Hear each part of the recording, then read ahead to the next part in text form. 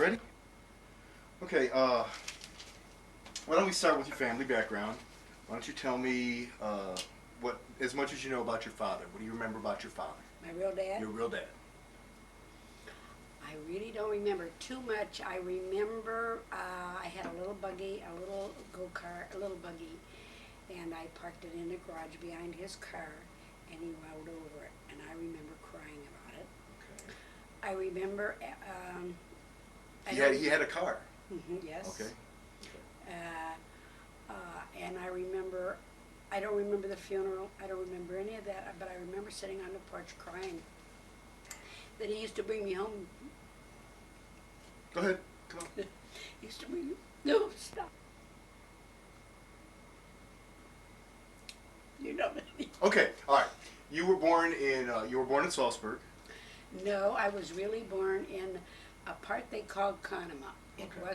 There was an extension, and then Conemaugh was like a little mining town. It had all these little houses. Mm-hmm. It had a company store, and that's where I was born, in one of those little shanties. Okay. And then when I was about 18 months old, we moved down to where I had lived the rest of my life, really, which I called home. Okay. In Extension. And at the one time it was just a little shack. They said that miners or Mexicans would come up there and live. Migrant workers. Well, yeah, work and live in this little shack, and then we had to get out of the mining town, and that was the only place my dad could get. And then he built on. He slowly built. He was a carpenter. He was a real good carpenter. I had heard from his cousin, Gratson from Malaquippa, had said that he did all the carving in Europe of the cemetery. Headstones. Cut it. She said my dad was the carver of all the gravestones, and if I would ever go back, I would see them, that he was the carpenter and everything, the mason of the cemetery. And but I'll come back. Yeah. I remember sitting on the porch crying that nobody was bringing me anything more in their lunchbox, because apparently that's what he did. Mm-hmm. And I can remember that, and Okay. that's all. That's about all you remember about you. I don't remember what he looks like or anything like that. I just remember those two things. You know, he destroyed my buggy, and crying that I'd never had anybody bring me home anything in a lunchbox. Okay. Now, your mother. Now I really have a real sad story to tell about my mother. She had to work when she was 5 years old, like helping a lady. Women at that time had boarders. And Mom was 5 years old, and she would go and help these boarders with women. And every time we would sit on a porch and hear the crickets, she would say how scared she was because of the crickets. She had to run home. And it was just that simple, that you were just scared of crickets. Because she had to run home at night, you know. Mm-hmm. That's how she helped her mother.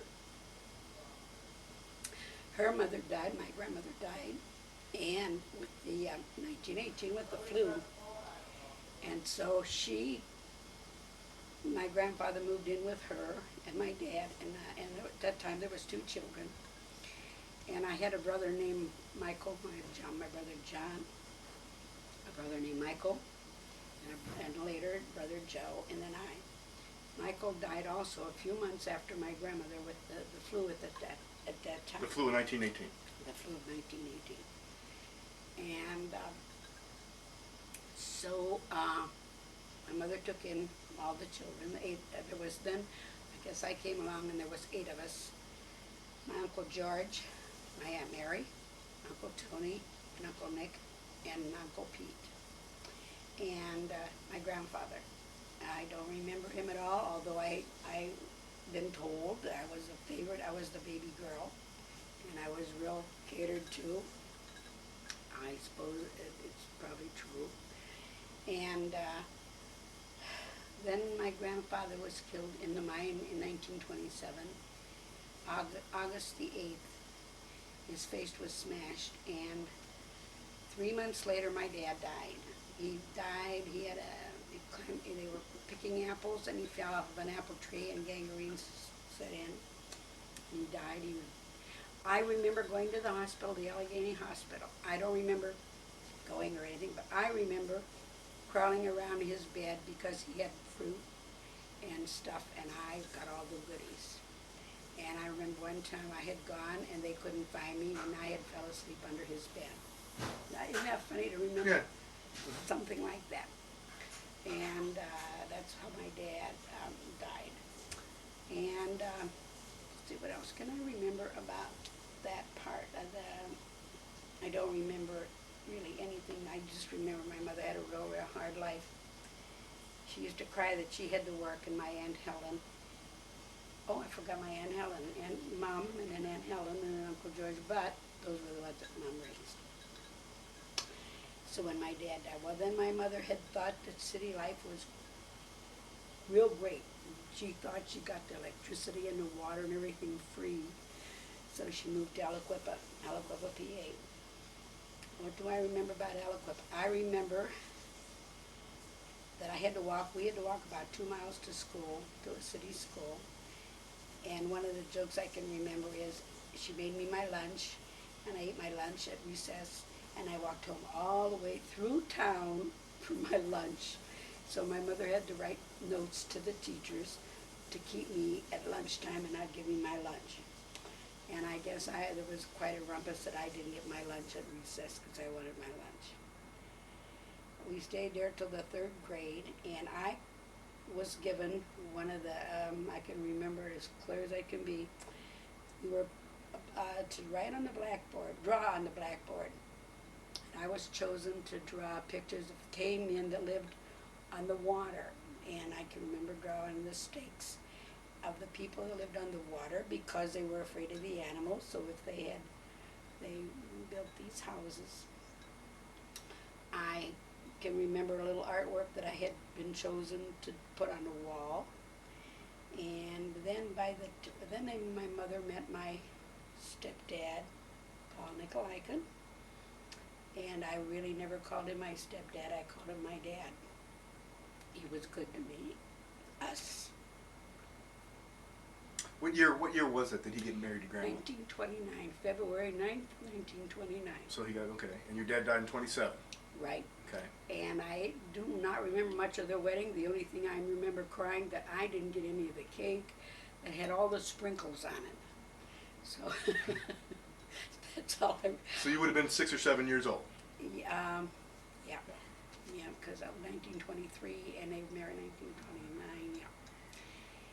Yeah. And he was a good stepdad. He was really a good stepdad. Did your mother meet him in Aliquippa? In Aliquippa. Okay. And my mother really had suitors. I mean, there was guys that wanted her. I remember that. They would come, and she would say, I'll marry you if you take all the children. They refused. Everyone would take the 3 of us, my brother Joe, John, and I. And my mother says, no, you have to take my brothers too. And Tut, I will say, is what we called him instead of Dad. That's the Slovak way, okay? He was the only one that said, I'll take them all. So my mother married him. And we lived, I don't think we lived there very long because, I don't know whether it was work or what, but he also was a miner, and I never knew that he was a miner. And we moved back to Salzburg. We came back at night. I remember we walked way up to where my Aunt Helen lived. My Uncle Pete and I and Joe walked up to where my Aunt Helen lived. We stayed at their house for a little while because our house was occupied and those people didn't want to move out. They owed rent. They never paid the rent. My mother had to get a sheriff to move them out. And it was a very, very filthy house. When we come back, I can remember smoke bombs to kill the roaches or the bed bugs. And so my father got a job in the mine. And he worked good, and he worked hard, but he also drank hard.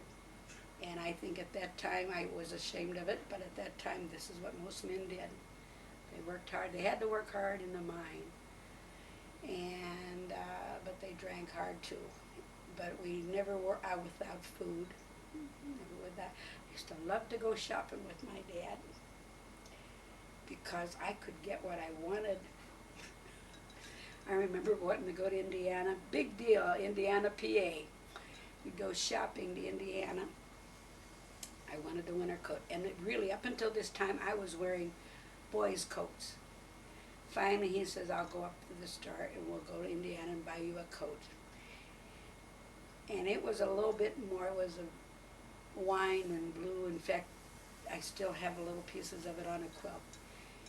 And I really loved it. And it was, well, at that time, maybe $20 was a lot of money, which it was. I got the coat, and my mother was mad. But I could talk him into anything. He'd say, but look how it feels. The material is real good. So we got that. I could really talk to him into getting anything and go shopping with him. One year, I can't remember the year, and I'm going to hop back and forth. Yeah. One year, I remember he bought me a little Pond's lotion and little compact things that Pond's came out with. Face cream and stuff. And I was really surprised that he went to town and bought me this. But like I say, I really got away a lot with him. Now I'll coming back to Salzburg. I came back when I was in the 3rd grade. And trying to think of what we had an old schoolhouse that had 2 floors. 1st to 4th grade was downstairs, and 5th to 8th grade was upstairs. And I can remember at Christmas time, I don't know why, and I'm not saying that I'm bragging, but I would get good parts in Christmas plays. One year I was a little girl that had to have a white dress and a white doll with hair. And I would get special parts. One year I was a Christmas fairy, and I had this red crepe paper dress, but I was a Christmas fairy. Cut it for a while. I can't remember. Let me talk about the school a little bit. Okay. The school had a big old pot belly, and in the wintertime we froze, and a lot of times we would send home because it was too cold. And we'd go home for lunch, and my mother would make something for us to eat. And I stopped to think of how hard they had it. They really did.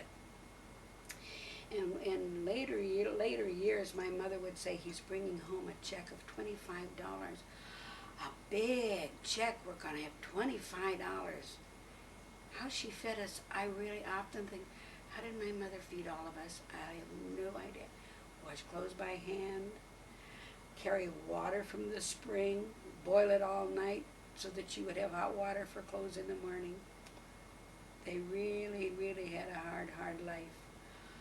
And we would all have to times with water. We had cows, we had chickens, and we had pigs. And we had to take care of that. My one big job was to scrub the outhouse. That was with lye. Soap and water with lye so that it had to be white. We would scrub our wooden floors with lye, and how our feet were eaten, I'll never know. And every Saturday we all scrubbed the floors, mopped it all up,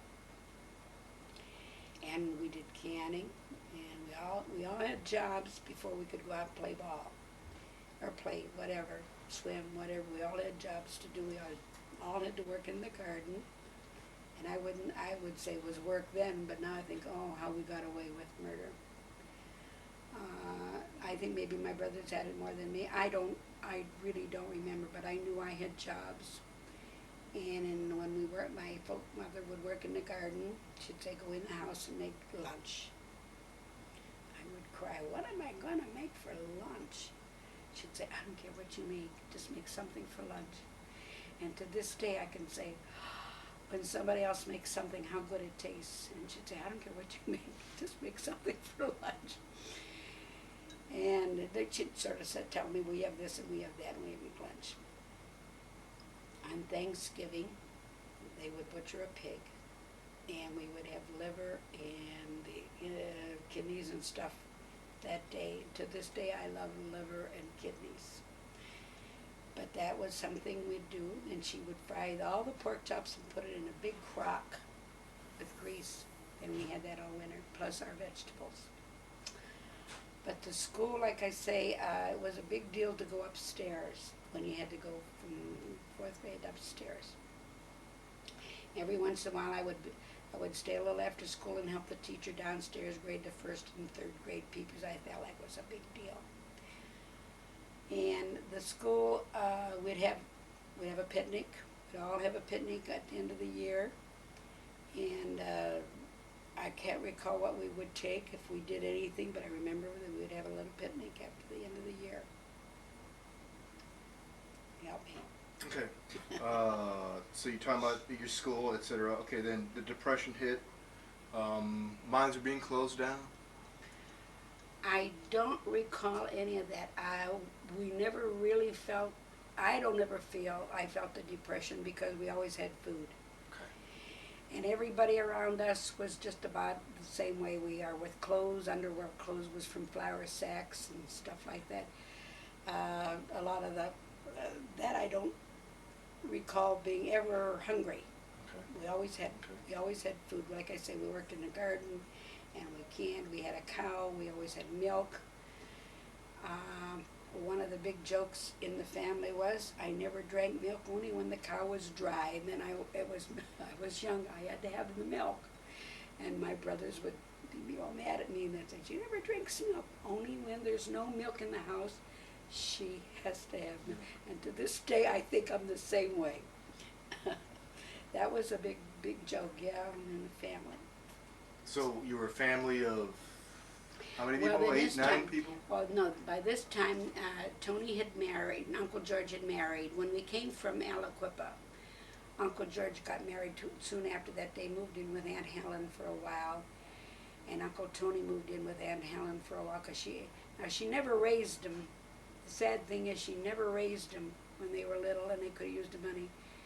Now she took them in when they worked and they could pay board.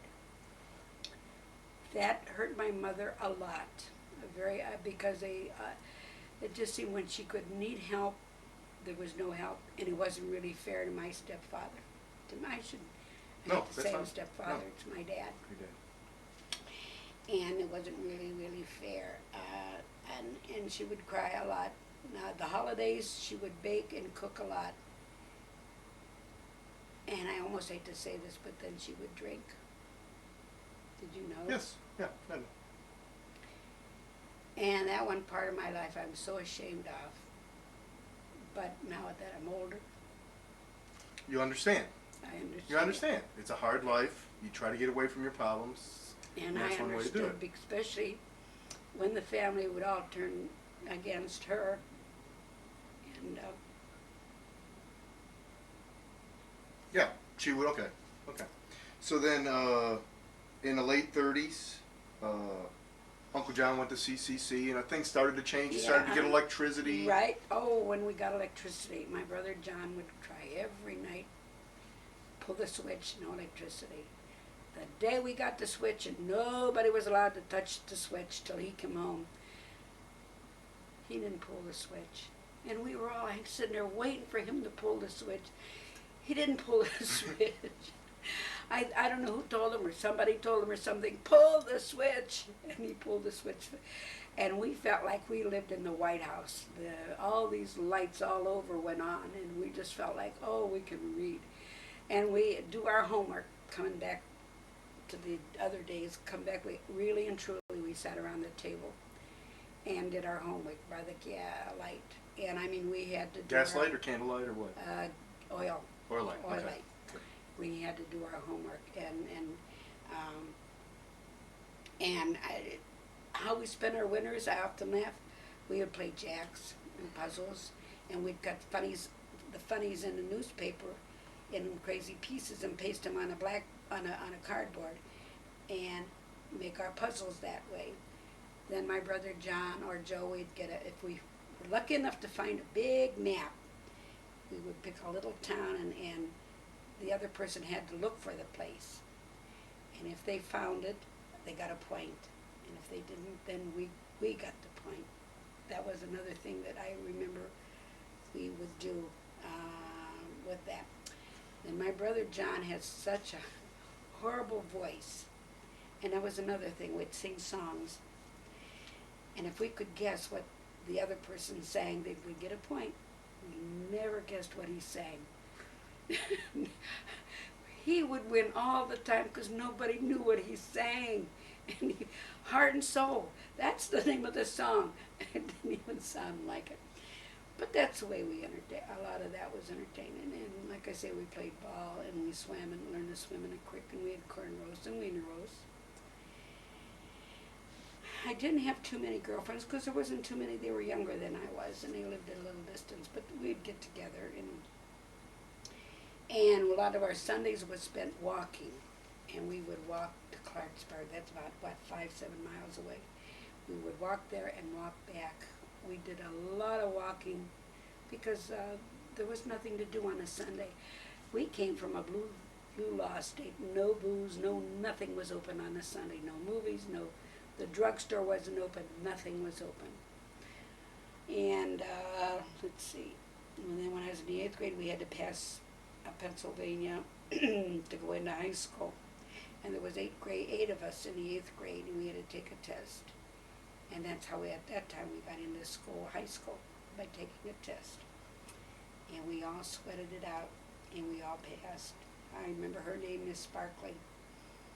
And she was so proud of us passing.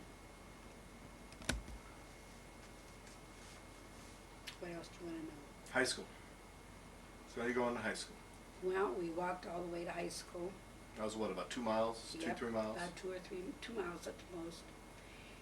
And winter and all. And I had my brothers were real smart, and they were A students. I think they expected me to be better than them. I had a hard time in school because it'd say, your brother John or your brother Joe, and already I would freeze.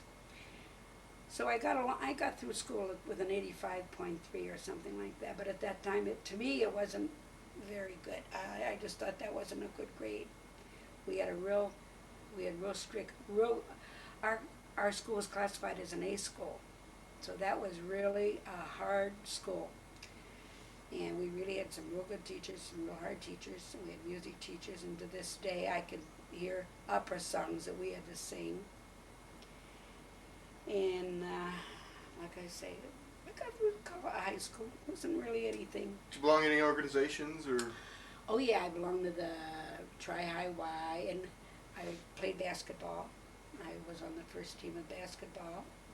And my father was real mad and upset about it because he didn't approve of girls playing basketball. I was so proud when I come home with my uniform, and he was upset. He wouldn't even look at it, and I could understand. He didn't feel it was health-wise for a girl. And I will say about my dad, he always begged me, don't ever smoke. Because he says, if you ever want to have children, don't smoke. And there was things that he, trying to think of what he would tell me to do that I keep thinking, my golly. Oh, we always had to have greens. We always had to have vegetables. Even in a time, depression, when it was tough, my mother would have pickles on the table because she thought that was a green.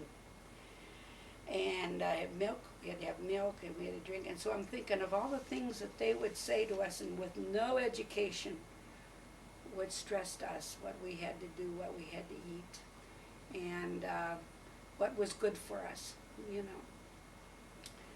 Certain kind of, he'd go pick apples in the fall, and you can remember berry picking. We'd pick berries. We'd get up sometimes at 5 o'clock in the morning. Blackberries. Pick blackberries. And raspberries. And then my mother would can and make jelly and can the berries for pies. And then in August, when the boys got older, well, they'd go down into town and sell the berries. That was money for their school clothes. Catalog. That was another thing that we enjoyed having, was the catalog, our wish book. We would go through the catalog. I'll come back for a minute, and I remember I always wanted a doll with real hair. and which later I found out my mother had gone into town and put it in layaway. Well, she sent the boys to get it, and here the guy sold a doll, and they came back with just a doll with no hair. I cried and I cried, but then again I took the doll to bed because I felt maybe the doll knew that I didn't want her, so I had to love her because I didn't want her, so I carried that. I took the doll to bed with me. But I always remember I had wanted a doll with hair, and my mother had felt so bad, and I knew she went to town and fought with the guy about it, that she'd put it in layaway. Well, I had gotten a little older, and my jobs increased, like washing the floor and scrubbing the steps. I remember when I was 14 years old, and this is going to come back in later in my life, my mother had to go to Philadelphia because my Uncle Nick got sick. And they thought he was going to die, so they all drove to Philadelphia, Phoenixville, but it was near Philadelphia.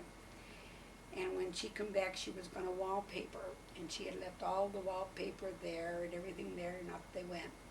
So I was alone, but I had a dog, and I thought, well, I'm going to try to wallpaper to surprise her, and that's when I learned to wallpaper. I did a pretty good job, and when she come home, they were tired and exhausted. And when they come in the room, and I was just standing there waiting to see what she'd say, so she sat on a chair and says, "Oh my God." And I'm sure I got something to pay for it. I can't remember what. I can remember just being so proud. I wallpapered the sitting room, and it's, you know, they were eight high, and it was a big sitting room. And I can even remember the paint, the wallpaper was more along the wine color. And that's when I learned to wallpaper. I thought I wanted to wallpaper, and I learned to wallpaper. From then on, I always wallpapered, later on Sanitas. But back to high school, nothing great, nothing, maybe I'll think about it later, but I know I played basketball, and that's about the most that the girls can do. Did you write for the magazines or yearbook or do any of that? Okay. Don't forget, we came from a very prejudiced town. Yes. We were Catholic and we were foreigners.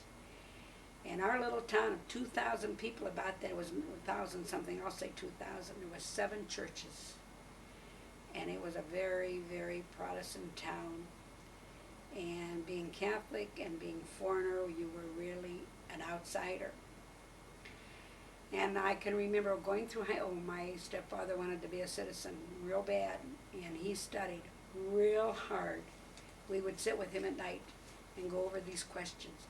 Another thing, we spoke English in that house, even if he was foreign, and Mom was foreign. No, Mom was born here in Punxsutawney, and she was born in the United States. We had to speak English in our house because he says, I came to America and I want to be an American. And he went to Indiana and passed the very first time. He was proud. Of course, a lot of them called him a foreigner, and he took it. And let me tell you something else about him. He would go to town and they would call him Mr. Sudick. That was my maiden name. And he was proud to be a Sudick. Okay. So tell a story about Papa being a citizen and going up in front of the judge. I don't know what you mean about the other guy or him. No, him. He goes, what do you think you can be a citizen? He says, well, I pay my taxes. I don't remember that. Okay. He could have. Yeah, I think I maybe even heard it from Uncle John. He said, yeah. He goes, well, why do you, Mr. Nikolaikin, what makes you think you'd be a good citizen? He says, well, I have 2 boys in the Army. And he goes, and I pay my taxes. And he says, okay, that's good. You're a citizen. Yeah. Yeah. He really was. He was real proud to be a citizen, and like I say, but one comment, he come back and he said he was so proud that there was another guy there, a strong Englishman, and said he didn't think he had to be a citizen, come up and get a citizen, because he was English, and the judge denied him. He says you have to want to be an American. You're not English. So Ted was real proud that. He passed, and the judge wouldn't give this guy his citizenship because he said he was English, and he really was proud. He really was proud to be an American, and like I say, he would go into town and they would call him Mr. Sudick, and he accepted it and he was proud. He really was. He always gave us, in fact, he made my Uncle Pete wanted to go work in the mine, and he went into the mine boss and told the boss to tell him that they don't hire anybody unless they have a high school diploma, because Uncle Pete didn't want to go back to school. So he went and told the boss that you can't work in the mine unless you have a high school diploma. So Pete went back.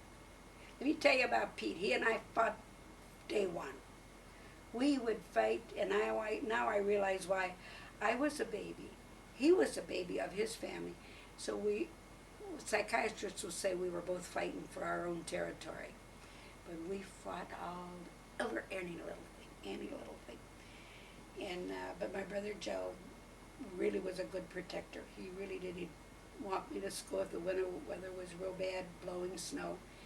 He would take me by the hand and make me walk behind him so that I wouldn't get the wind. They were good. Like I say, they were good protectors. In high school, nothing really great. I still go back to the school reunions, and I still keep in touch with some of those high school friends. And let's see, what do I do now? The war comes on, or right before the war, Uncle John went away to CCC. They joined the Army. They both joined the Army because their numbers were going to be called up anyway. And one of the big jokes about that was Uncle Johnny wanted his feet on the ground. He didn't want nothing to do with the air. And my brother Joe wanted to fly in the air. He wanted to be in the air. Well, things don't work out that way. Uncle Johnny was a radio operator. He went in bombs all over. He went to Russia with delivering the fortune, whatever they called them. And in fact, one of the planes was named after me because they ran out of names, so they would take names. And Uncle Joe, there was a big thing about Uncle Joe. He came home on leave and lost. When he went back, he forgot his papers. So they kept him as a prisoner. They thought he was a prisoner, defect or right. spy. A spy. So until my mother could send him the papers and everything, he was considered a spy. So that was a real upsetting thing for my mother, knowing that she sent the boys and they're calling him a spy. And Uncle Pete had gone in before Uncle Joe and Uncle Johnny. He went out like to Australia, to Japan and all that. I guess he'd been wounded a couple of times. Now my grandfather was very musical, and they'd say he played for weddings and stuff. Pete picked that up. Pete had a real good talent of playing the accordion by ear. Could hear a song and pick it up. Mouth organ, the same thing. He could play really, really well. None of us could, and I had hoped one of my children would. Who knows? Who knows? He even had a little button box, and it would lay up there, and my mother tried. Well, there was no music, just a horse around, but he could pick any instrument up and really play. Out of high school, let's see, the war came, and I got a job in a factory in Tunnelton, making disintegratory bombs, and it was powder, and it would begin to affect my voice. Maybe this is why my voice is bad now. And I began to break out in a rash. And one proud thing I've got to tell you, I got my pay, and I says, Mom, I got a pay board. I got $20 for 2 weeks. A lot of money, $28 in the war. And I gave my mother $5, and she says, I said, I'll pay 10. She looked at me and I says, I'm giving the other 5 to Tut. The rest of all my pay, I would give 5 to Mom and 5 to Tut. She says he kept that first $5 for about 2 years in his wallet. He wouldn't spend it. That I was a little proud of, that I thought of him a little bit, And so and he really wanted me to go to college. Really bad. He wanted me to go to be a teacher or something. I always felt my grades weren't good enough. And I just says, no, I don't think my grades are good enough. And that, of course, now I kick myself. My grades were good. I could have gone to college. And I didn't. But and I says, I wanted to leave home. A bug something. I wanted to leave home. I had a girlfriend that came out here to Cleveland. She kept writing me, come on out, Ev, come on out. And so I moved to Cleveland. So you quit the factory? The I had to munitions factory? Because Yeah, it was because- ruining your health. Yeah, because the doctor says one way or the other, it's ruining her health. Okay, how long were you working there? I think about 2 years. Oh, really? Okay, that long? Okay. Incinerator, yeah. Okay. And it was like working with powder, you know. And I think about that, and then I came to Cleveland. When did you come to Cleveland? Trying to 43? think. Yeah, 43?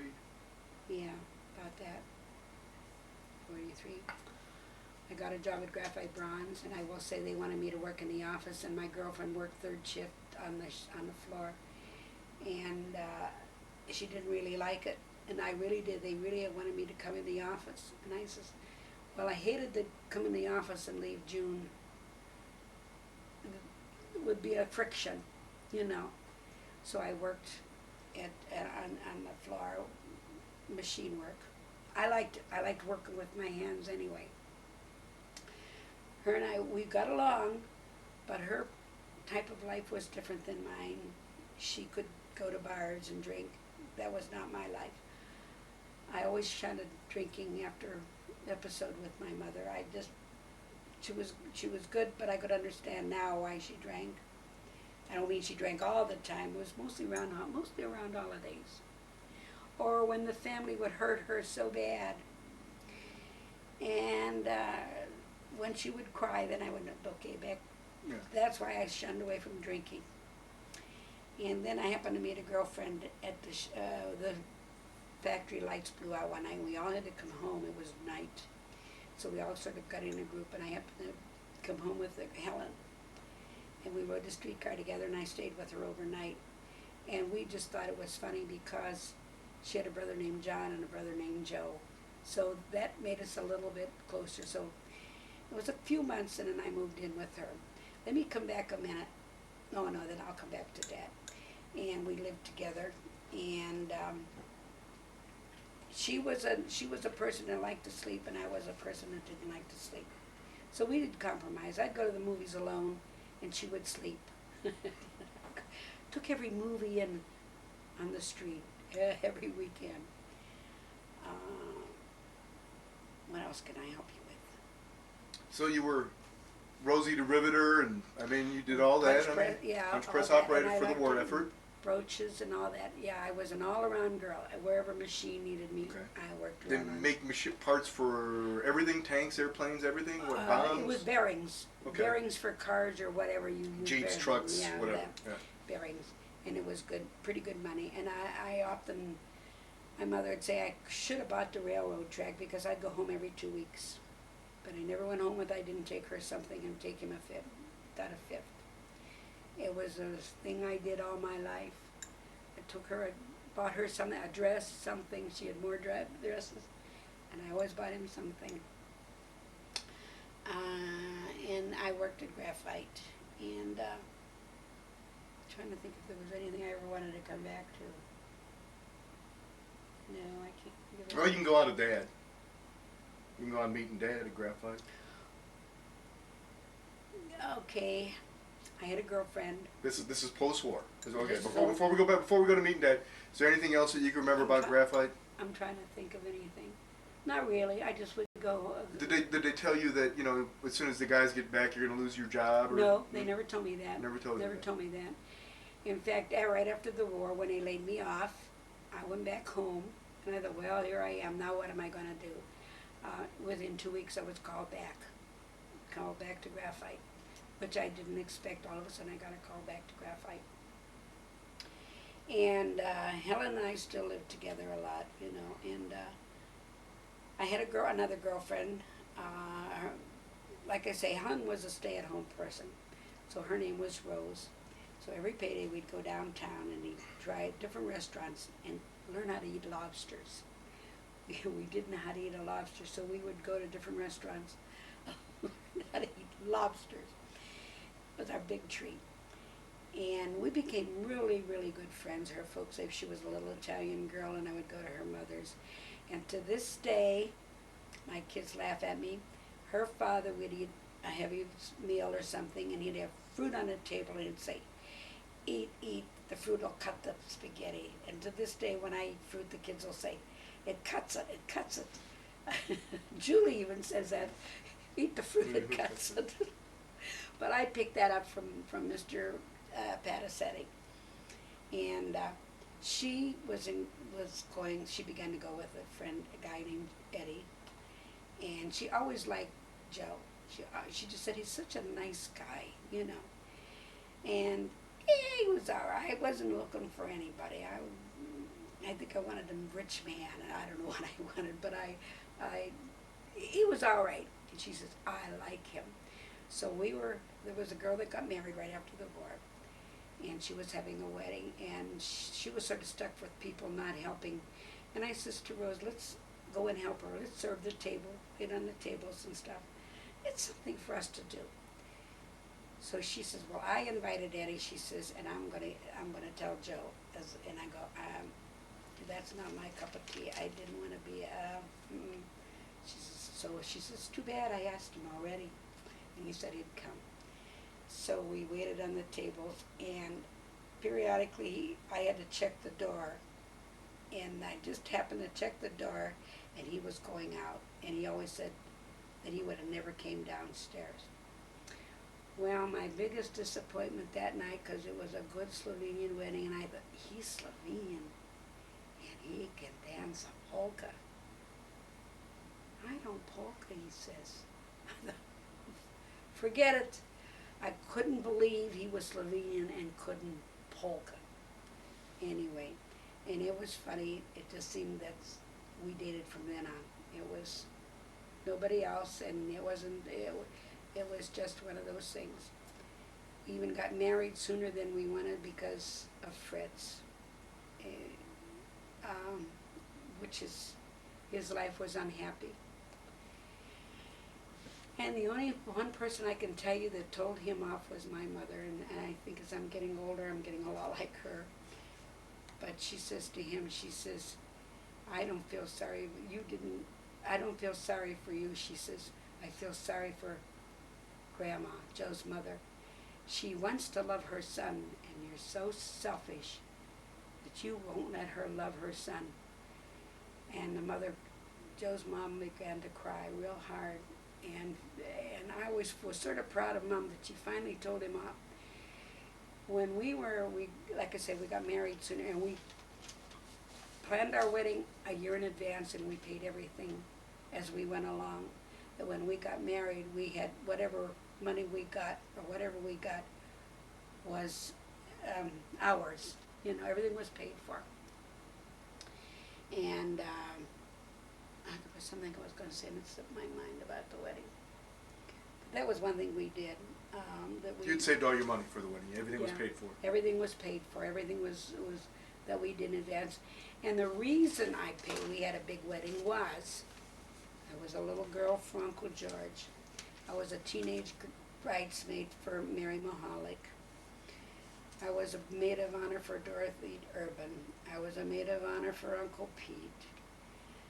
There was some in there, one in there I can't remember, and one with Rose. And I was in a bridal party with Red Relic. And I was a maid of honor for Helen. And I thought by the 9th time, and most of them were small weddings, because it was like during the war, fast weddings. And when I get married, I want a big wedding. I was sick and tired of buying a dress and shoes and everything in half a day. I want a big wedding that the girls would wear it all day long. That was one of the big reasons I had a big wedding. And everybody came, and I says, even not to this day, I says I didn't run anything big. I had to still cook for the family that came in from out of town. At that time it was Friday, and you didn't eat meat on Friday. I had to cook.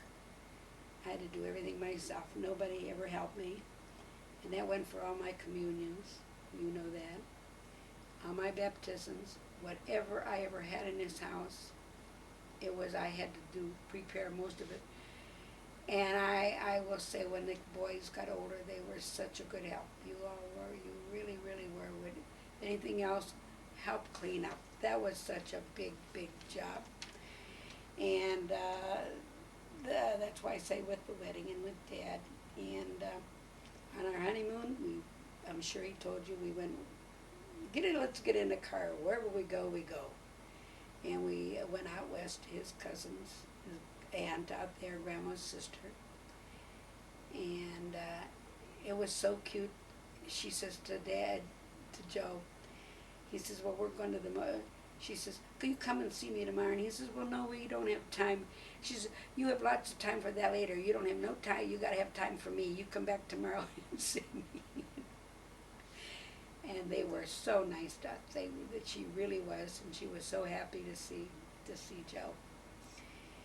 And that's what we did on our honeymoon. Went from town to town, down through Texas and back up. I took the job of being a navigator, and I think all my married life I was a navigator. Picked out places to go, picked out towns to see, picked out sites to see. And we'd always go back home to PA. And I will say in March, my mother would be so glad that we'd come home. She'd say he was driving her up the wall because he loved the kids so much, and he really did. Those were his grandchildren. I can see, and I'm sure you know that you were his grandchildren. And what else can I tell you, Gary? So then, we get to the 1950s. Okay, you have your first son. We lived in a little house in the back. Right. Mother gave us a little, we paid $15 a month rent. And we worked, and that was another thing we did before we got married. We worked on that house. We took wood down, bare wood, wallpapered and cleaned it all up. And in fact, everybody would say it looked like a little dollhouse. But to me, I never could adjust because I was from the country. I was from a little farm or whatever country. And to be stuck back down in town in the city, it was, I had a hard time accepting it. And then, in a way, your dad was a little selfish. He always had to have his 9 hours sleep because he worked third shift. And I was left alone a lot. And I always felt when I had finally had Joey, he would save me from going crazy. I had somebody. I would take him for walks on Sundays, ride the streetcars and all that. I don't think Dad realized then that it was a lonely life for me. I don't really think it hit him because he was alone all his life. So I guess he accepted being alone. And you had come from a very large family. And I came from a family where if we had a holiday, our door was always open. And in fact, all the relatives' doors were open. A holiday, you just went in and said hi. It was never anything, well, you got to invite me or call me up. It was just open door. Anybody, any friends. That's another thing. I've got to come back to my mother.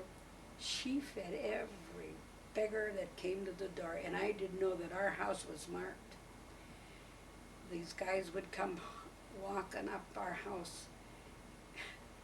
Can I swear? Yeah. Ted would say, son of a bitch, she's feeding somebody else again. Oh, it was funny because exactly, yeah. right? Yeah, exactly. That's it. Although he didn't begrudge it, but he would say, I have such a hard time feeding this family. She's feeding somebody else. And it was true. And we never knew our house was marked until my brother Johnny, when they would eat lunch, and they would go take their lunch downtown, and they would eat somewhere, I don't know where. And they happened to hear this guy telling them, if you guys are ever hungry, go out to this house, and she will feed you. And Johnny said, but that's my mother. So that's how we learned our house was marked by these people, and she never refused anybody. And like I say, and I always was sort of amazed how my father would swear, and the kids never picked it up. And he would swear and go down and talk to those animals like they were people.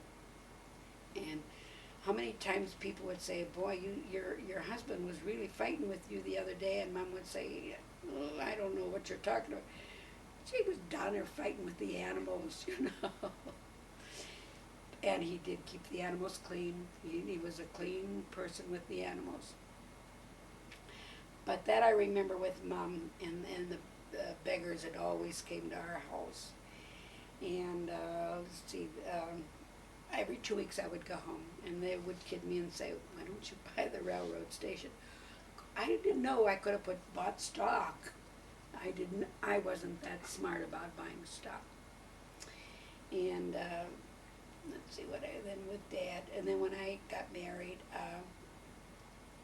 we went home one Thanksgiving and we came back, and the roads were real bad. Otherwise, it would take us like 4 hours to come home. It took us 8. We never went home in the wintertime again because it was with kids. It was too nerve-wracking. But we would go home and spend home in the summertime. I would go home in the summer, in the spring, and spring clean. We'd go home in the fall and fall clean. That was my jobs. I did it. I wanted to help my folks. And another thing, we would get the best from the garden. We always got the best potatoes, my mother would say.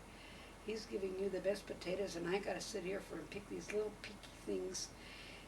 But I got the best. I got the best in meat. He would save me the best in meat. I really did. I got the best. I will say my brothers got 2, but he always felt I had kids. That he was giving it for us, for the children, which was something that he wanted to do. Let's see, then we'd go home and the boy kids would go home. I was glad of that. They got a little taste of country life. They learned to swim in a creek, and we would have a big wiener roast every August. We'd go home, and all the kids around would wait for that big wiener roast, have corn and all. And my mother would be a nervous wreck, but my father was happy to do it. Oh, he'd look forward to it. All day he would work, and they'd build a table, and they'd build a fireplace. And there was always gossip about my dad, and I got to tell you this. There was gossip about him, and he would swear up and down another woman. And he would swear up and down. And he says, "Nobody will believe me, but I got one good friend that would believe me. Your dad." He says, "Joe will believe me."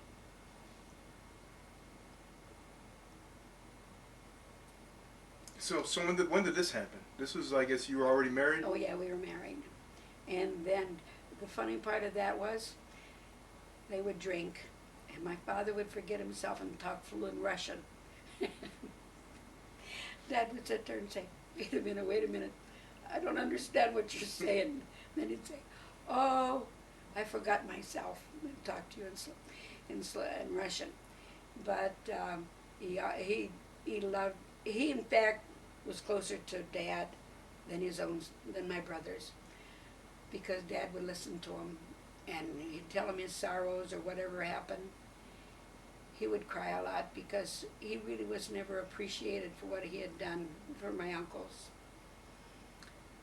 A lot of times they thought he was they laughed at him, but I feel now who laughs.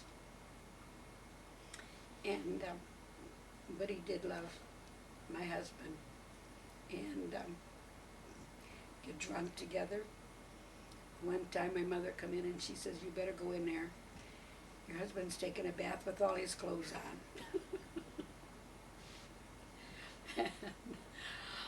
I get in there, those two would have good drinks, but I think it would hit him because your dad worked, and he would work all night, and he'd come home, drive there, and it would hit him, or else he would get there and he would sleep on the couch all day, and my dad would say, "I think you better go in there, I think he died." I think he died. Go in there and check on him. I think he died. One other thing about my dad, if he said he was going to town at 12 o'clock, if you didn't get up and take him at 12 o'clock, 5 minutes after 12 he was walking to town. If he said 1 o'clock, it was 1 o'clock. It had to be that time. And a lot of times my brother says when they would come out here, which wasn't very often, but when they would come out, they're sitting on the porch at 5 o'clock, all ready and packed, ready to come. And he says he told them he'd pick them up at 9 or something. They were ready at 5. They would come out here, and I often tried to make them things that he never had before. Two things that he liked. I made spare ribs one year, and my mother was making a big fuss about it. I said, but I wanted to make something different. He was actually dipping his bread in the sauce. And I once made ham bean soup because he likes, when he came here, he'd like soup. And he says, who taught you how to make this? I says, the cookbook. I don't know how I learned to cook. Is it Slovenian ham bone soup? I made a lot of the Slovenian dishes. I made a lot of the Slovenian dishes, and Dad would say I was more Slovenian than some of the Slovenian girls. But it was fun, and Dad liked it, so that's what I made.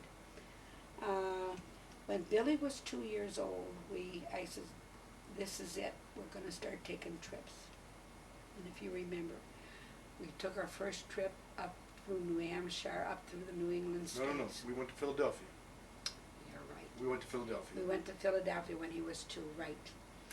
And to visit my Uncle Nick. He took us into Philadelphia and visited Betsy House. Betsy Ross's house, Valley Forge, and Gettysburg, all around there. Yeah. Independence Hall. Independence Hall. I don't know if you remember, it just felt like you were in some sacred ground when you come into the Independence Hall. And I always ask everybody, do you feel that when you come in there? And 9 times out of 10 people say, I really did. It was just like it was some holy ground. And then from then on, and another thing, I think that was the year we started when we'd get income tax money. I said, we're going to start paying, I'm tired of paying bills. We're going to start going out to eat some real nice place that the kids would learn how to eat at a restaurant. So from then on, every income tax pay, somebody would pick a place or would hear of a place we would go out to eat. It had to be a nice place. The kids would learn how to handle at a restaurant. From there, I knew that we went to New York, and I think one of the nicest places I think that the kids all enjoyed, Gary suggested go to Kentucky, and we did. We did a lot of things in Kentucky. I think we had every cigarette factory. We come into towns where they smell nothing but booze. We went to the baseball, where they made baseball. Louisville Slugger. Louisville Slugger. Okay, before we get on vacations, let's go back to when you got to this house here. Oh, okay. We had Joey. And me. And then we had Gary. And we knew we had to get out because it was just getting too small. And I am a gambler. Dad is not a gambler. He is frightened of taking chances. And I told him we have to move out. We have to go. So we looked and we looked. He came across the house that we live in now, and it was on McCracken Road. Every time we'd go, we would hit McCracken Road. And I'd say, I'm so sick and tired of hitting McCracken Road. Where did we end up? McCracken Road. He was the one that saw this house. He liked it. At this time, I didn't care what the house was like. We had to get out, and if he liked it, let's take the chance. So we had a couple thousand, I think, and we borrowed $1,000 from his mother. He always felt that, I don't know if he said it to you or not, but he always felt he sent her home all his paycheck. And he always felt that when he come back, there should be some money. Well, they spent the money, she spent the money, how they spent the money, I don't know, but he felt real bad about that. And when we were going steady, we needed a car, and I got to come back to that. I lived way out on 156th in St. Clair. We worked third shift. We'd go downtown, go to the movies, to have something to eat, and we'd get home where I lived about maybe 12:30 or 1. If he missed this streetcar, he'd have to wait, so we always made sure he got the streetcar. How many times he says he fell asleep and the streetcar was already coming back to where he got on. He'd get home like 4 o'clock in the morning, and I'd say, oh, I bet his mother thought I was a bad girl because he would come home so late. He'd say, I'll fall asleep on a streetcar. So that was, then we came out, and like I say, well, we got a car then. He got 48 Chevy.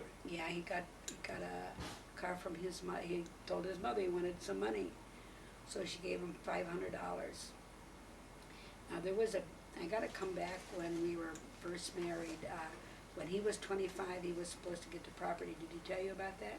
I knew Okay, that. I'll forget about that. No, I knew that. I'll forget about that. He was supposed to get property, but anyway, to tell you what Fritz is like, I was cleaning up back there, and he come over to me, and he says to me, well, I don't ever, when you have children, don't ever expect us to babysit. I don't want you ever coming back and borrowing money. And you know what, you're making a big show that you can clean, and you're a worker. He says, you just wait, after you get married, you're gonna be a sloppy old housewife. And I'm standing there looking at him, and I says, how can you judge me? You don't know me.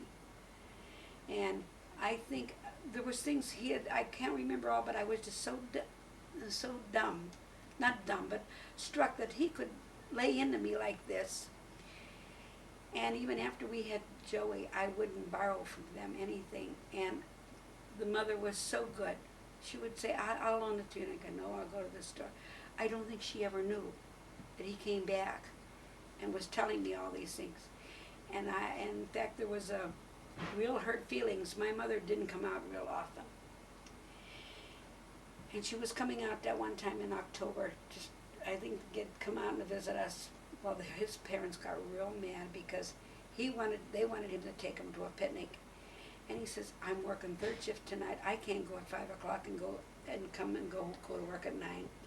Well, your mother-in-law is there.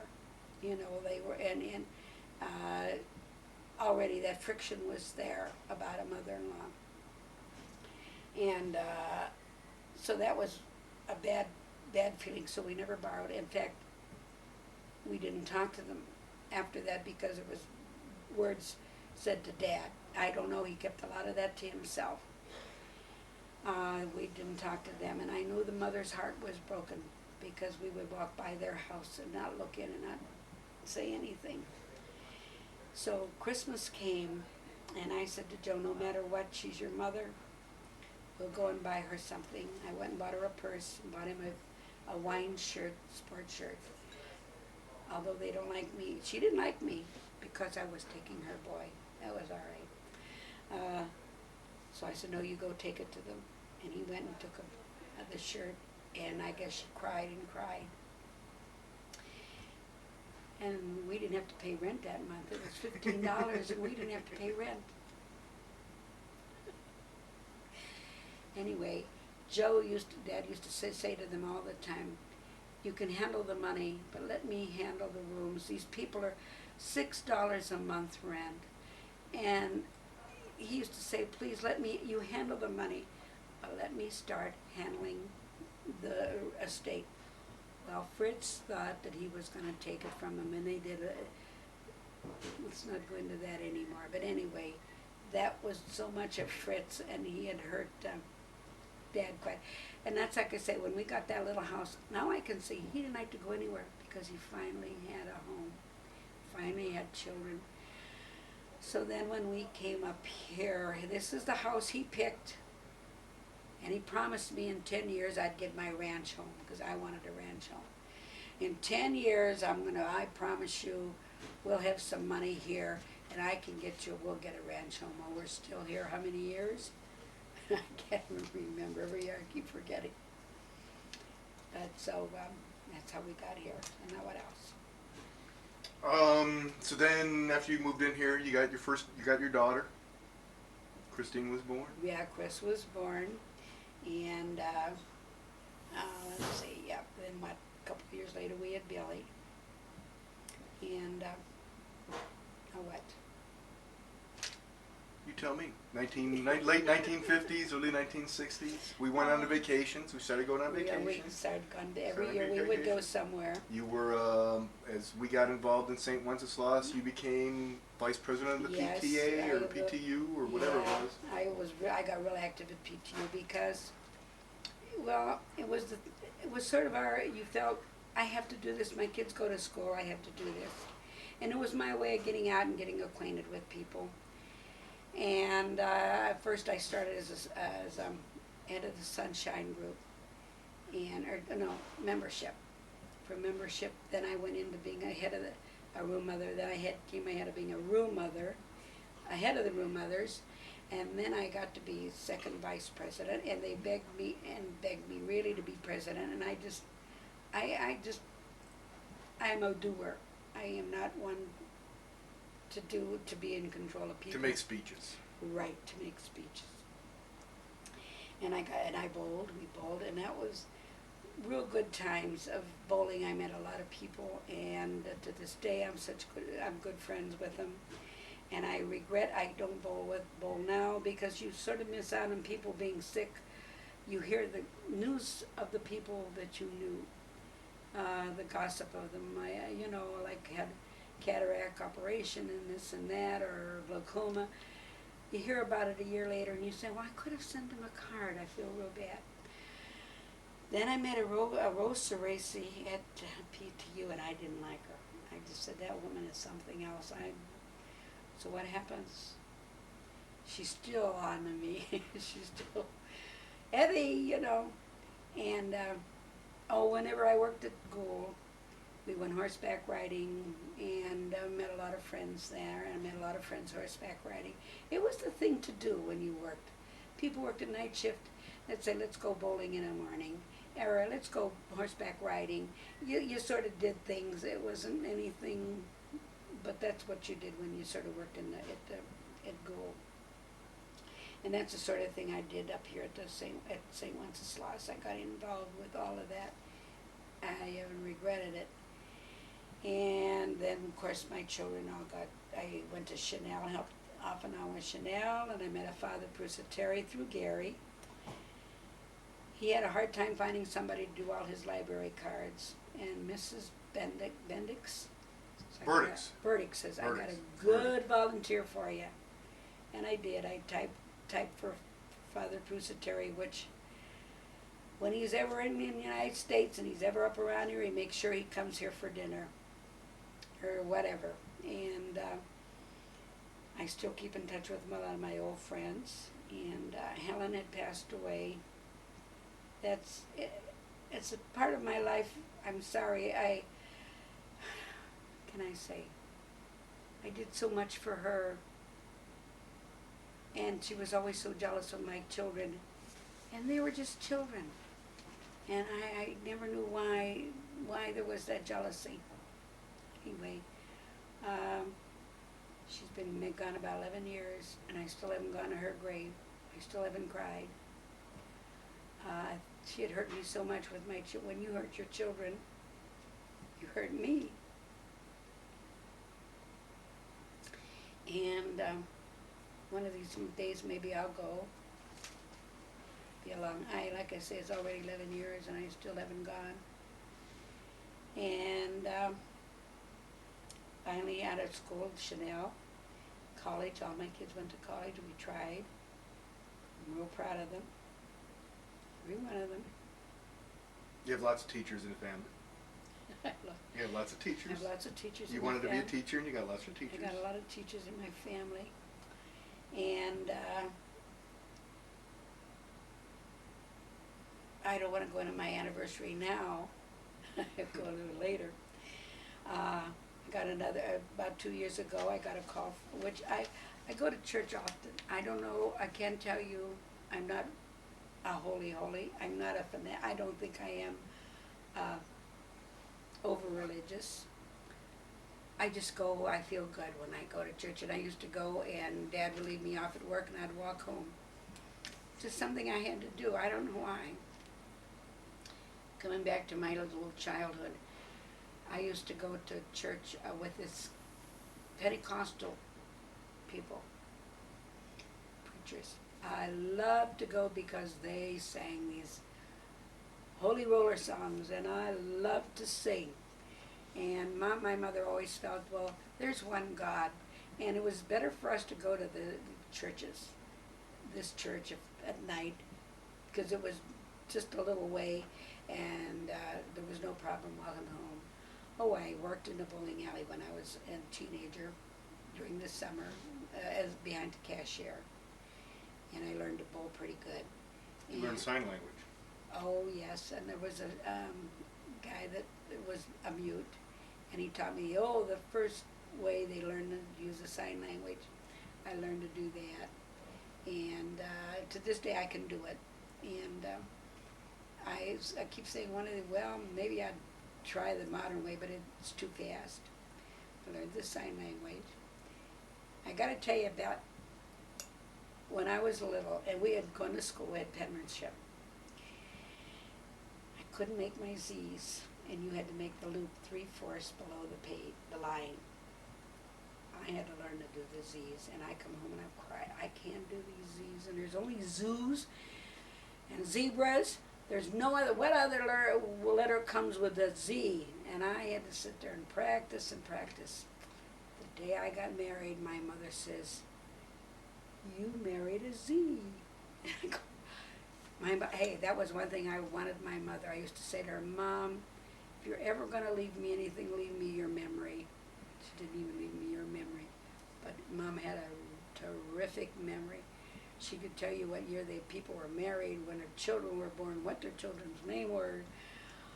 She really had a good memory, and I used to kid her, "Leave me your memory," but she didn't. But the day I got married, she says, "And it's a Z." I go, "Oh my God," she remembered that I couldn't make my Z's. And, but anyway, back up to say once, so that's what you're going to do is fill it in, right? Yeah, well, yeah. Yeah. And I do. Now I still go to church when I can go pretty often. And the latest thing was, Father called me up to be a Eucharistic minister, and I thought that's the last thing I ever wanted to be, was a Eucharistic minister. And I didn't ever felt that I was good enough, and to this day I don't feel like I'm good enough. But I feel he called me out of the blue for some reason. I have no idea. And I says to him I would go to the hospital and I would go to the nursing homes, but I won't do it in church. He gave me no problem. That's exactly what I do. And I wouldn't give up the hospital. It just seems like something I have to do, because there are so many sick people. And the nursing homes, as so many times the people are way off. And when I come in, they'll smile and say, "Oh, hi." And in their way, I know they know me. And I don't enjoy that because they're so feeble-minded and so far out. But they do know to say amen, and they do follow me, so I get a reaction from that. And and I love my grandchildren. I love Danny. She was so good when she would go to. That is another thing I always felt so bad about. She was so good when she was going to church with us. She was such a good in church. Would be amazed this little girl was so good in church. She'd walk up with us for communion and everything. Never get, because she was little. And that's one thing I felt bad about, that my son Joseph didn't make a stink about it. For Annie to change to whatever religion, or not press Carol why. But I have, and Chris and Gary are both in Texas, and sometimes I like that because I can go and visit Texas out of this big a trip. I still love trips. But Okay, I asked Ed the same question. Your biggest thrill was your son being born? First son, oldest kid? I really can't tell you. What was your biggest thrill? I can't really pinpoint any one thing. One of the biggest things that I was really proud of, my sons all tried in Cub Scouts to win a prize through Joey, and I was a den mother for 10 boys each time, for Joey and for Gary and for Billy. Billy said I had to be a den mother for him because I was a den mother for them. Okay. Both boys tried so hard to win a prize. Remember, in your Halloween, and we would work so hard. So when it came time for Billy, I thought, the heck with it. I'm just going to breeze. I'm going to review what I did with the kids. And that was it. I'm not making a big fuss. Well, there was 2 dens that only had 2 boys in, and one had only 1 boy. And so they asked me to take them. and we had to put on a skit. Now, what am I going to do with these 10 boys? Because you know, you have to keep little boys active. Every 5 minutes you got to give them something to do, or they're playing ball, they're wrestling, they're doing something, they're forever doing something. They're not like little girls. So I made a skip up, and it was, take the theme from We're Off to See the Wizard, the Wonderful Wizard of Oz. So I made them dance, and they made shields. The one mother made him a dragon head, and the boys all they had a little skit. They were knights, and one knight came, and then he met 2 knights, and they met these knights, and they all put their hands around each other and said, "We're off to see we're off to see the maiden, the beautiful maiden of whatever, and we're going to kill this dragon." So they did. I thought, I'm going to sit back, and whatever they do. I don't care. They were beautiful. They danced, and they sang, and they hopped, and Billy was the old witch.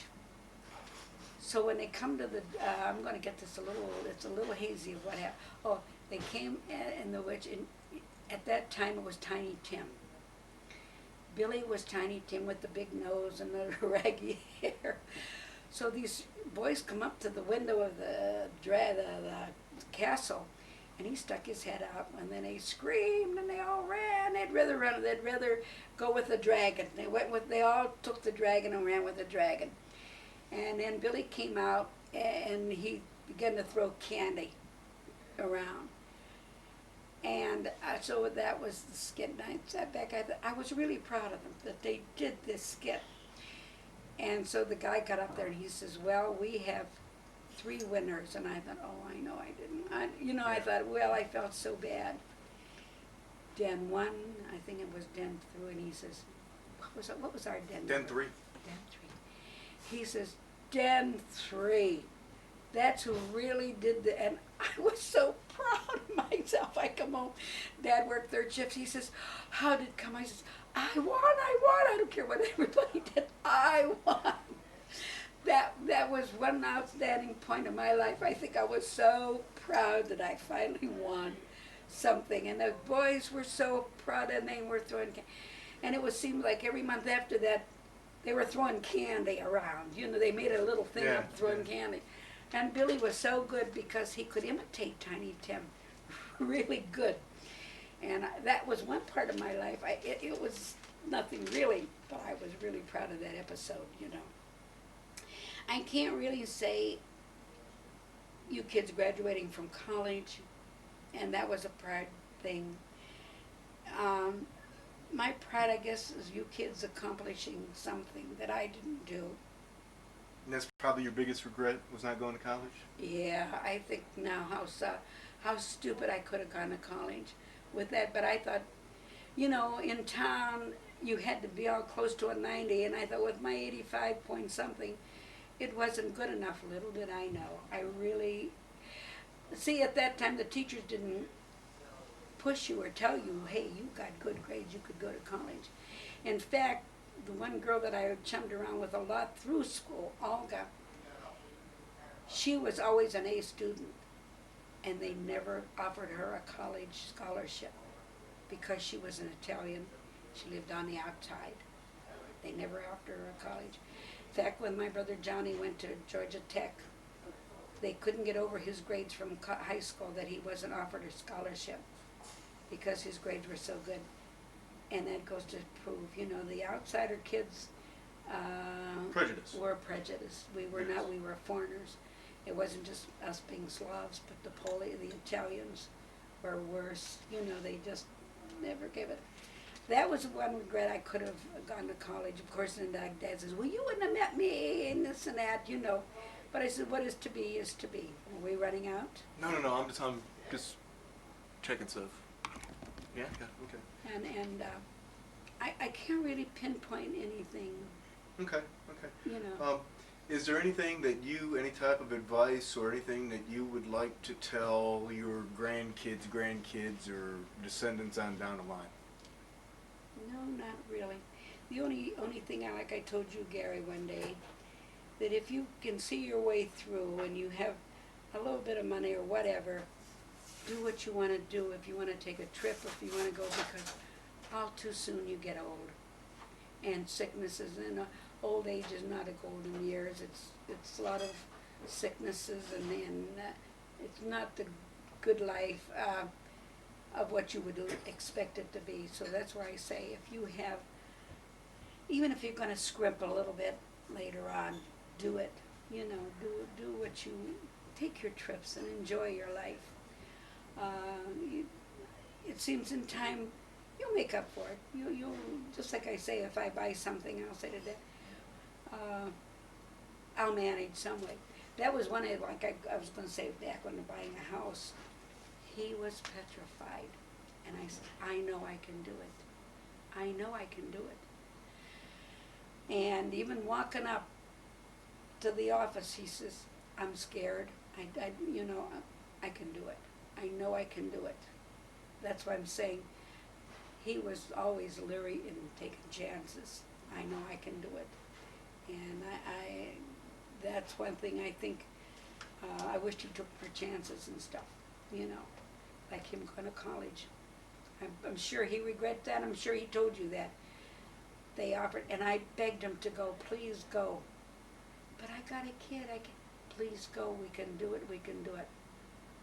And it proves how many times he would have been an excellent teacher. He had the patience to teach the baseball.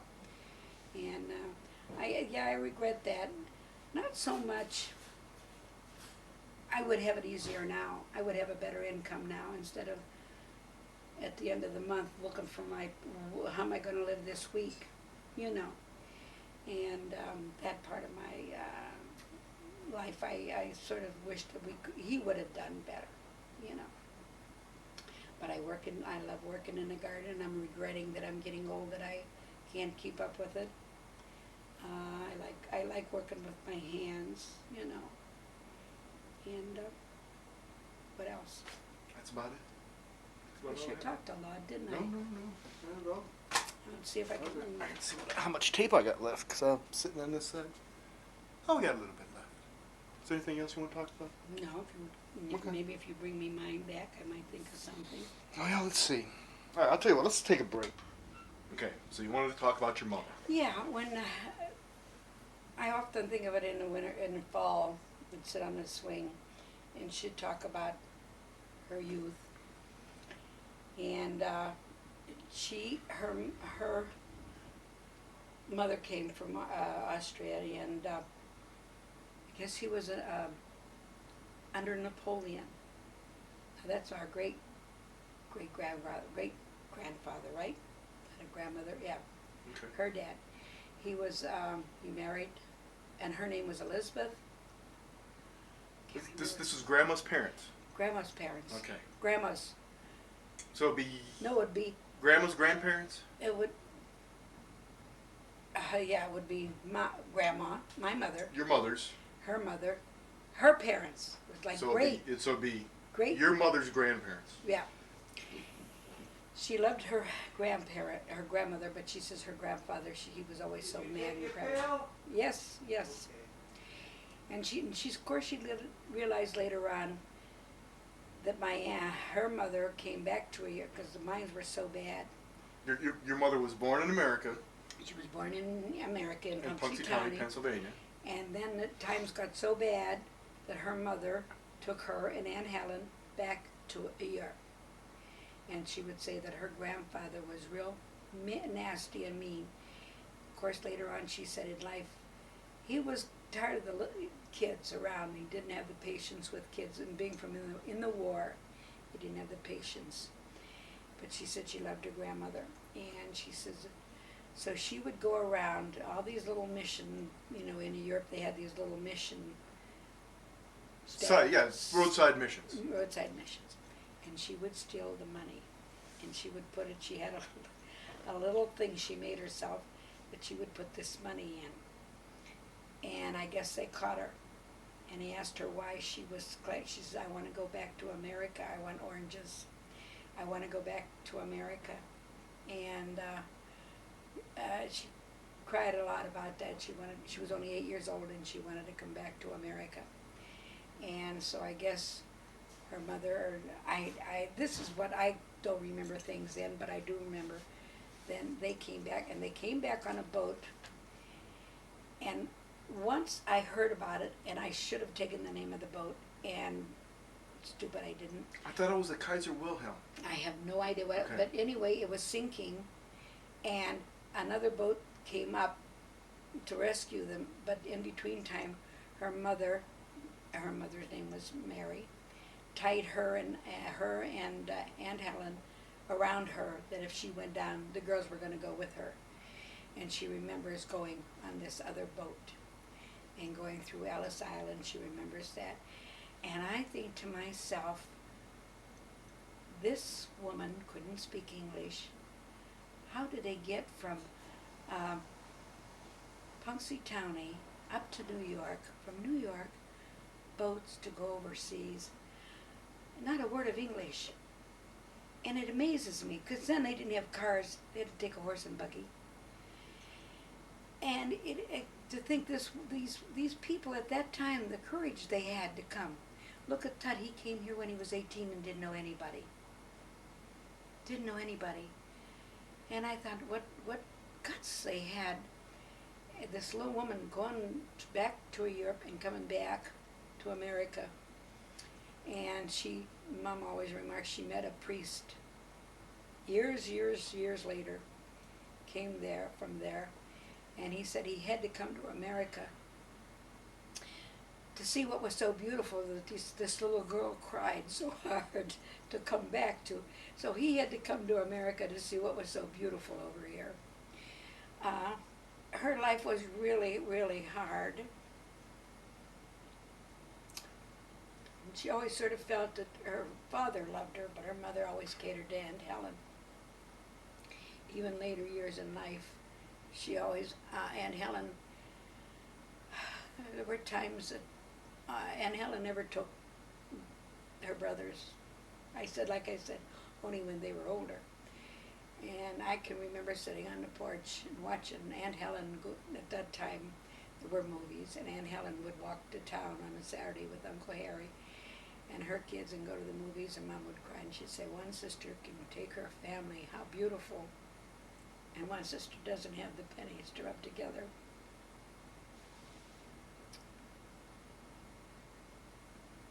So, okay, so, what did Uncle Harry do that he had money? I have no idea, but he was very, very stingy, And I know there was a big, I'm going to tell you what Mom had said, that Nick and Mary went up to stay with Aunt Helen, and I guess because my dad thought, my first dad, thought that it wasn't fair that one father should have the responsibility of the father and the children, that the other sister should take a couple. So I guess Aunt Mary and Uncle Nick went up there to stay with them for a little while, and they cried and cried and cried because they wanted to come back with the kids. And I guess Uncle Harry was putting a big stink about it. He didn't want them there anyhow because they were they were eating his bread. So Mom begged my dad, and he said that he was washing his feet. He says, well, if you drink this water, I'll bring him back.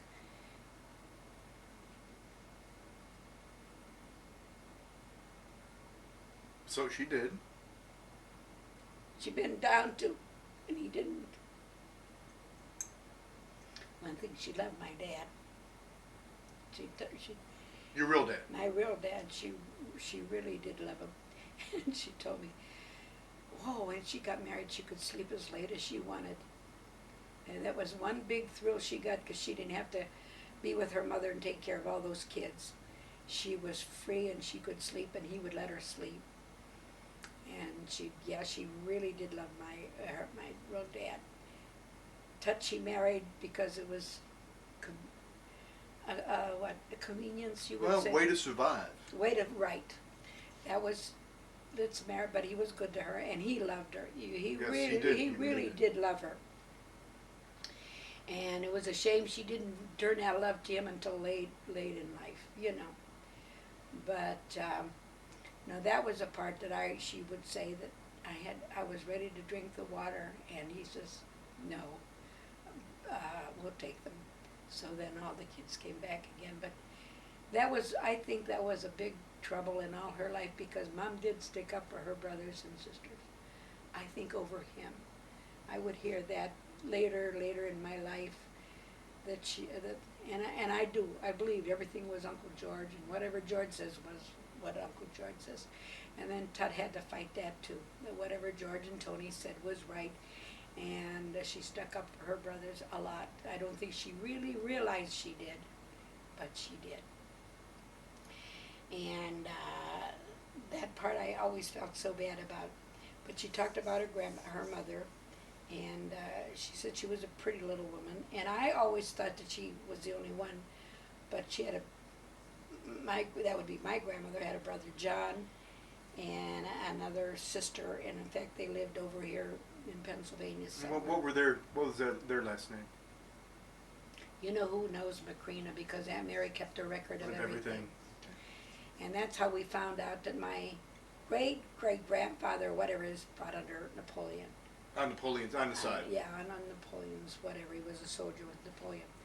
Also, I can remember Mom saying... Was that the one that was supposed to be the captain in Napoleon's army? I have no idea. I think Aunt Mary mentioned that. Could have been. And then I remember my mother saying that along her line, we had a real religious great-great-grandfather or something. He was very, very religious, like a big shot in the church or whatever. But what else would she talk about? She would say that she always, all her life, she fought. She didn't fight without the hand on. It just seemed like that's the breaks the one child got, and the other child would work so hard and not get the honor that she deserved, you know. But I will say this, everybody really loved her. They all called her Annie. Even the little ones would call her Annie. And very, very late in life, there was a little girl that her mother didn't feed her. That she would come over and Mom would feed breakfast. I'd get up, who's this little girl? Well, I'm giving her breakfast this morning. I was like, why she don't eat? She was a good-hearted person, really and truly. And Tut was good-hearted. He was a good-hearted person. And like I say, with my dad, my real dad, she loved him really, and it was hard for her. And she was only 15 when she got married. And he was 30. Well, I thought 40. I thought 42. He was old. No, he was. I think it was 42 when he died. He would only be about 29. Maybe 29. He was older. He was. I always thought 15 years older. Okay. You know, and. So she was 15 when she got married. So he would have been about 29, 30. 30, yeah, something like that. He was 30, and. Now, did he have a previous family? Did he? My dad had an Aunt Rose. She lived in Salzburg. You know, I said we didn't like Aunt Rose because she was dirty. I mean dirty. You know, filthy house, bed bugs, roaches, whatever you want. We didn't like Aunt Rose. And Uncle Mike, her husband, we really liked him. He had a brother named Daniel that was in New York. We didn't know him, but we just knew Aunt Rose. And my brother Johnny, I think, instilled in us when my dad died. She said to him, Aunt Rose said to my brother Johnny, well, now that your dad died, we're no more family. He remembered that all his life. And when he was hurt in the mine real bad, he was rescuing some miners. He got hurt real bad. She come there and he couldn't accept her cake or anything. He says, I was too young and she hurt my feelings so bad. Now let me tell you something else about Mom that sticks into my mind. When my brother Johnny was hurt, rescuing these people, a pick had gone through his arm. And when he went to the hospital, they were going to take his arm off. My mother says, you don't take his arm off. Doctor, you operate, I'm going to right in this corner and pray for him.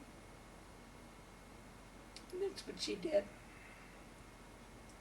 I said, Mom, they let you pray there? She says, he couldn't refuse me. I knelt there and I prayed right with him.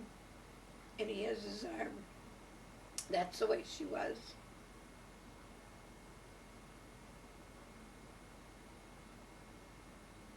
You're making me. See, I'm trying to think about Aunt Rose. She had a lot of kids. Aunt Rose did. But, and she always felt bad about it, that we couldn't come around her, you know. And she always sort of felt bad. I don't know if she remembers saying that or not, but I know none of us, because my brother instilled it in us, you know, that we didn't, that she had said that and that went right off, you know. Let's see what else. I'm trying to think about some Mom's background. I can't remember. Of course, I'll think of it later.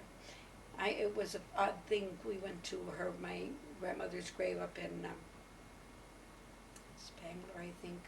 Barnesboro. Barnesboro, right. And we went to the church there and looked up old records, and it was so unusual. It was so funny to see Michael Sudick and my grandmother's name, you know. And it just seems you're looking at that history of the older people, you know. I got to tell you another little episode about that I get a bigger kick out of. Well, whenever holidays would come and nobody would know what to do, and I says, so Mom would cry and she'd say, that's always going into town and watching TV, and I sit here alone. And I'm getting lonesome, I'm crying, I'd come home and she'd wail about this, so I says, well, let's buy him a TV. Her birthday was October, his was November, and Christmas comes. I said, Joe and Johnny, let's put together and buy him a TV. And fine, one thing ever I suggested, fine, they were fine. So I said, I worked at Sears at the time. I forgot to tell you, I worked at Sears to help you kids through school. We went to Indiana and bought it, picked out, I said, okay, Mom, and Ted. Mom knew we were going up, he didn't. I said, pick out a TV. Well, he put a big rumpus. He's not got a TV, and he couldn't afford a TV, and all this. So Mom got all worked up. She says, he don't want it, he don't want it. I says, it's too bad he don't want it, we're going to get it anyway. He goes out of the store, and I said, and Joe and Rita saying, what are we going to do? I said, we're going to get it. You know, we're going to get it from Mom. All of a sudden, we see them come back. Little two kids that get bawled out. I swear, they come real sheepish in the store, and I says, what happened? She says, well, we were up at the steps at the courthouse sitting there, and I'm telling him, and no, and she says, a cop came by and asked us what we were having fights about, and she says, I told him the kids want to buy us a television, and he don't want it. The cop says, you get up and get in that store and get that television. He says, how many kids you're so lucky, how many kids would want to buy their parents a television? And I laughed later because it was really like an act of God that this policeman came there and bawled him out. He come in there like I say, like a kid that was really bawled out, picked the television. From then on, he stayed home with her. And she liked wrestling. In the wrestling, right, Gary? In the wrestling like you can't believe. And Tut, boxing. He loved his boxing, so they really, really enjoyed the television. I'm never sorry that I say, let's get him a television, because Mom, this way it gave her something to do. And that was another episode that we liked. Now that I keep thinking about it, I keep thinking how bossy I must have been. And not bossy to be mean, bossy to help them, I guess. And I like I say, I don't know, my brothers were not as thoughtful, and maybe I got some of that from my mother, from helping people. Maybe that's one thing I like, is helping people. Okay, I think that is it, isn't it? Okay, you don't have at least one more grandma story? Yeah, I'm going to tell you one more grandma story. Oh, she was good with people. I'll tell you a million. She was a midwife. Oh, yes, I gotta tell you this. She was midwives, and I should say now, she'd tell me about being a midwife. And we went up to a picnic, and at that time, every once in a while, they'd have these dances and picnics. Went to a picnic, and this black guy was dancing with her. Well, I was so embarrassed. My mother, and everyone, was like, your mother's dancing with a, at that time they called them niggers. Yeah. Your mother's dancing with a nigger. Oh my goodness, well that was embarrassing. That alone was embarrassing. Later she tells me she brought him into the world. She was his mother's midwife. She needed help, and my mother was handy. So then, from then on, my mother became a midwife. And the doctor would say, oh, Annie's taking care of it, that's all right. She was a midwife. And, but she told me, well, I brought him into the world. She says, well, she felt embarrassed too, but he says, I want to dance with you. He says, and that you brought me into the world. And of course, Tut was blacks, Yeah, yeah. He was really mad and upset, and she says, what can I say, She was a midwife, and she always said, well, if you ever had to come across a woman bearing children, always give it 4 fingers to be able to tie the cord. And I'd say, well, Mom, what do you know what to do? You know what to do when the time comes, she says. And from then on, whenever anybody had babies and a doctor couldn't make it, my mother would be there, and Dr. Lytle would put his name down, send it to the courthouse, but never say my mother was midwife. He'd just put his name down. Yeah, she was a midwife, and really all-around helper. Anybody ever needed help, call Annie, and she was always there. We had a little dog named Tubi, and he was my dad's dog, but not really. Anytime we'd say to this dog, go find Mom, the dog would know right where she was, and she'd go there and bark. She'd say, well, I gotta go home now. They sent the dog after me, so she'd come home.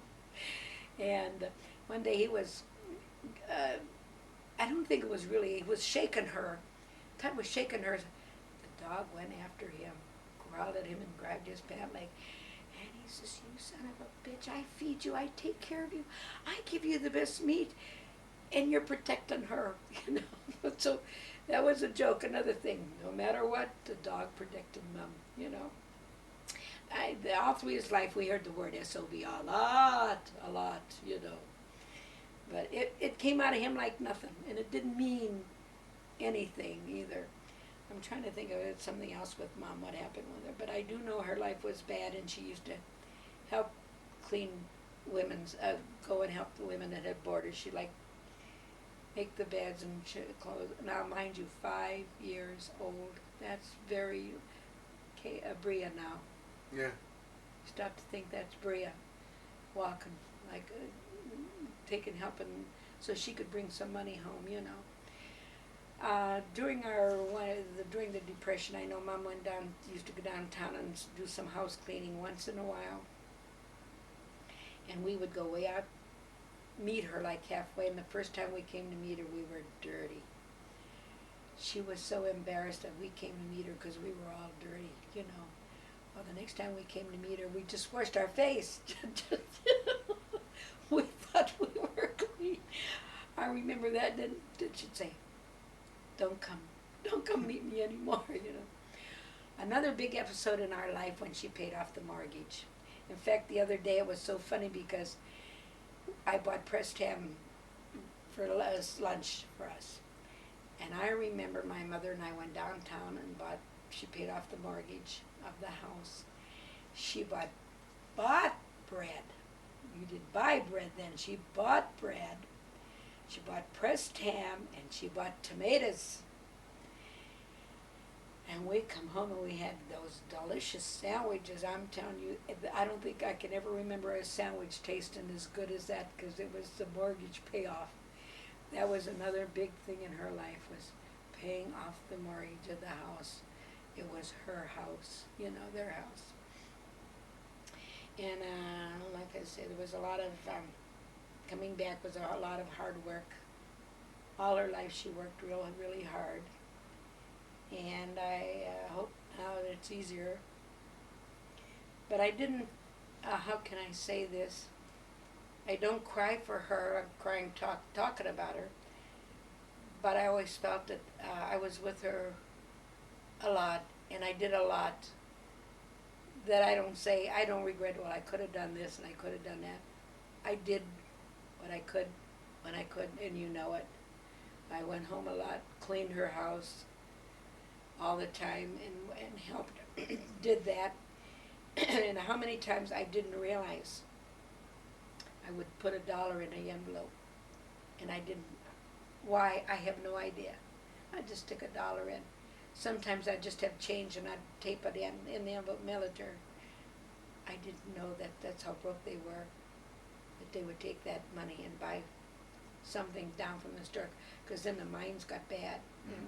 And at that time there was no, and they were too proud. They wouldn't go on relief. They were just a little while on when he worked in WPA, but they were too proud people. They didn't want to go relief. And when we were on it a little while, they paid it all back.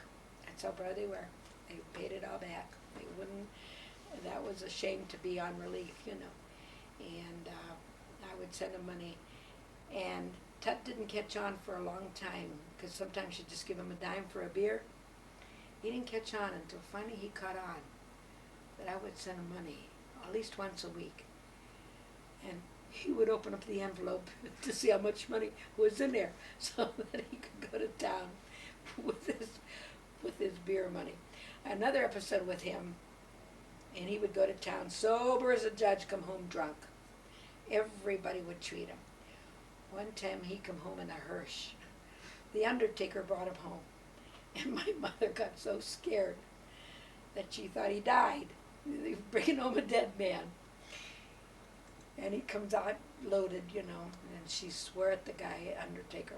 And she says, if you're ever going to bring him home, bring him around the turn and let the SOB walk home. And I don't care if it's muddy or snow, but let him walk down the road by himself. And she says, don't you ever come to my house again with this hearse, you know, with a funeral director. Did you know that? No. It was funny. I mean, how many times, like I say, he'd go to sober as a judge. He'd be treated. He'd come home drunk because, come on, Paul. They really liked him too. Come on, Paul, have a drink. Well, before you know it, he'd be loaded, you know. And she'd say, I give him a dime, and he comes home drunk, you know. But he was a good-humored even when he was loaded. He wasn't a nasty drunk. He was a good-humored person when he was loaded, you know. And like some people, like Aunt Ethel, gets nasty. Anyway, that I can't think of it. I'm trying to rack my brain about Mom. I'm going to think about it in bed tonight and say, I could have told him this and I could have told him that. We can do this again. You know, and but I do know about her in Europe, and she did love her grandmother. His name was, I can't think of what his name was. I remember, I think I have it upstairs in the Bible. But there were twins in the family. My grandmother had twin boys. I don't know how many, the twin boys. They died not too long around there. And Aunt Macrina has a lot of the record that Aunt Mary had. And I would go visit it. I was 14 years old, and I went from Salzburg to Aliquippa to see Aunt Mary, because Mom would say, go to see Aunt Mary. And I keep thinking, boy, I went to Pittsburgh. From Pittsburgh, I hopped the bus to Aliquippa. From Aliquippa, hop another bus to Sheffield. I must have been gutsy, you know. And I had to stay in Aliquippa when my Aunt Mary was in the hospital for 2 weeks. Then from there I went right to Export. My Aunt Mary had a Janet. I stayed there. And Mom always sent me somewhere to take care of somebody. I didn't mind it, I guess. I guess I got the bug of trying to go somewhere. Got you out of the house. Yeah, I was not, you know what I mean. To me, I didn't want to stay in a small town. Not that I was going to do anything great, but I didn't. There was nothing there. There was nobody there, or there was no work there. And Maybe I should have thought, like I say, gone to Indiana to school, but I didn't, you know. All right, Kat, I Okay. think that's it.